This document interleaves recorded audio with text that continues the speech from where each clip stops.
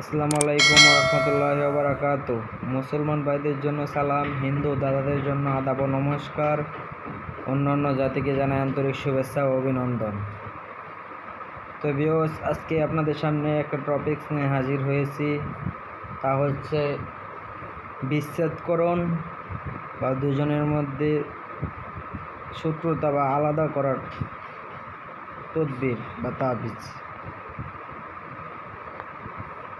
কাজটা কিভাবে করবেন, কখন করবেন তা বলার আগে আমি আপনাদেরকে বরাবর একটা কথা বলে যাই, যদি আমার তান্ত্রিক গুরু 29 চ্যানেলের ভিডিওগুলো আপনার ভালো লাগে তাহলে চ্যানেলটি সাবস্ক্রাইব করে দেবেন প্লিজ। সাবস্ক্রাইব করে পাশে থাকা বেল আইকনটি অল ক্লিক করে দেবেন, লাইক দিয়ে আপনার মতামত কমেন্টে জানাবেন। কারণ আপনার চ্যানেলটি সাবস্ক্রাইব করে লাইক দিয়ে কমেন্ট করলে আমরা আরও ভালো ভালো ভিডিও বানানোর উৎসাহ পাব, এবং আপনাদের কোন বিষয়ে ভিডিওর দরকার কমেন্ট করে জানাবেন, সেই বিষয়ে আমরা ভিডিও দেওয়ার চেষ্টা করব ইনশাআল্লাহ। তো এই কাজটি কখন, কীবারে, কী দিয়ে লিখতে হবে, কীভাবে করতে হবে সম্পূর্ণ আমি বলে দিচ্ছি, তার গোপন ভেদসহ। তার আগে একটা কথা বলে যায়, বিচ্ছেদকরণ ভালো না। আপনারা কোন বিষয়ে বিচ্ছেদ করবেন? স্বামী স্ত্রীর ভিতরে বিচ্ছেদ করবেন না। হ্যাঁ, বিচ্ছেদ করবেন যদি কোনো স্ত্রী পরকীয়ায় জড়িয়ে যায়, বা স্বামী পরকীয়ায় জড়িয়ে যায়, বা পোলা মেয়ে ছেলে মেয়ে একে অপরের প্রেমে অবৈধভাবে জড়িয়ে যায়, তাহলে আপনারা সেটাকে বিচ্ছেদ করে দেবেন।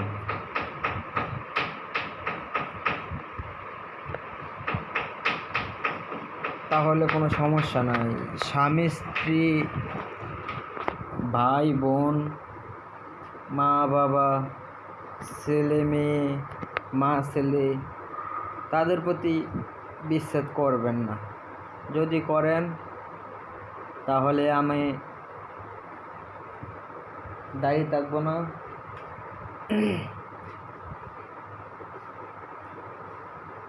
বিশেষ করে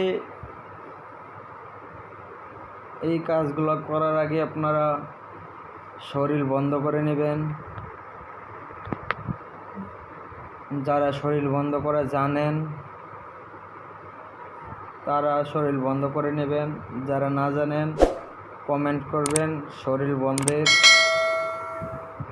ভিডিও আমি দিয়ে দেব।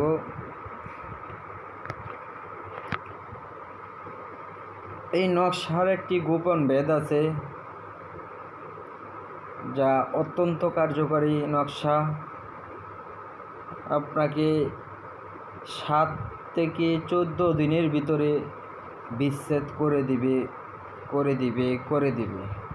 ওদের ভিতরে বিচ্ছেদ হয়েই যাবে, এটা পরীক্ষিত। তো চলুন এবার নিয়মকানুনগুলো আমি বলে নকশাটা দেখাই দেই। এখানে নিয়ম যা আছে তার থেকে একটু গোপন ভেদে ভিন্ন, তো আপনাদেরকে একটু পড়ে শোনাই। ব্যবহৃত পুরান কাপড়ে তাবিজটি লিখবে। ফলান লেখা স্থানে 2 ব্যক্তির নাম, তাদের মায়ের নাম সহ লিখে তাবিজটা আগুনে নিক্ষেপ করবে। অচিরেই 2 ব্যক্তি শত্রুতে পরিণত হবে। এটা হলো সেই আমার বইয়ের, গুরুবিদ্যা বইয়ের নিয়ম। তো আমার গুরুর নিয়ম অনুযায়ী আমি আপনাদেরকে গোপন ভেদ যেটা আছে সেটা আমি বলে দিচ্ছি।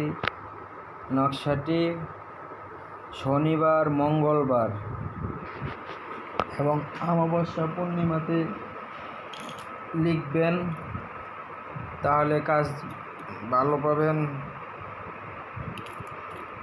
ভালো পাবেন, ফলাফল পাবেন 100%। তো শনিবার, মঙ্গলবার, অমাবস্যা, পূর্ণিমাতে নকশাটি মেশক জাফরান কালি দিয়ে তার সাথে নাপাক বস্তু মিশিয়ে নিমের ডাল দিয়ে কলম বানিয়ে 7টি নকশা অঙ্কন করবেন। দুপুর 12টা থেকে 1টার মধ্যে সেই কাজটা করবেন। লেখার সময় মুখে তিতা জাতীয় দ্রব্য দিয়ে লিখবেন। রোদ্রে খোলামেলা জায়গায় বা ময়দানে বসে লিখবেন। লিখে 7টি নকশা 7 দিনে আগুনে জ্বালাবেন। তাহলে দেখবেন আপনার কাজ হয়ে গেছে। আস্তে আস্তে তাদের শত্রুতে পরিণত হইতেছে। ঠিক আছে, আমি আবারও বলছি, মেশক ও জাফরান কালির সাথে নাপাক বস্তু মিশিয়ে নিমের ডাল দিয়ে মুখে তিতা জাতীয় দ্রব্য দিয়ে লিখবেন। 7টি নকশা লিখবেন। 7 দিনে 7টি নকশা আগুনে জ্বালাবেন। তাহলে 7 থেকে 14 দিনের ভিতরে আপনার কাজ হয়ে যাবে। এই যে সম্পূর্ণ নকশাটা দেখেন। প্রথম ফলানের স্থানে পোলার নাম, পোলার বাপের নাম, তারপর ফলানে মেয়ের নাম, তারপর ওই বিনের জায়গায় ভিনতে দিয়ে মেয়ের মায়ের নাম। ঠিক আছে, তো আজকের ভিডিও এই পর্যন্তই।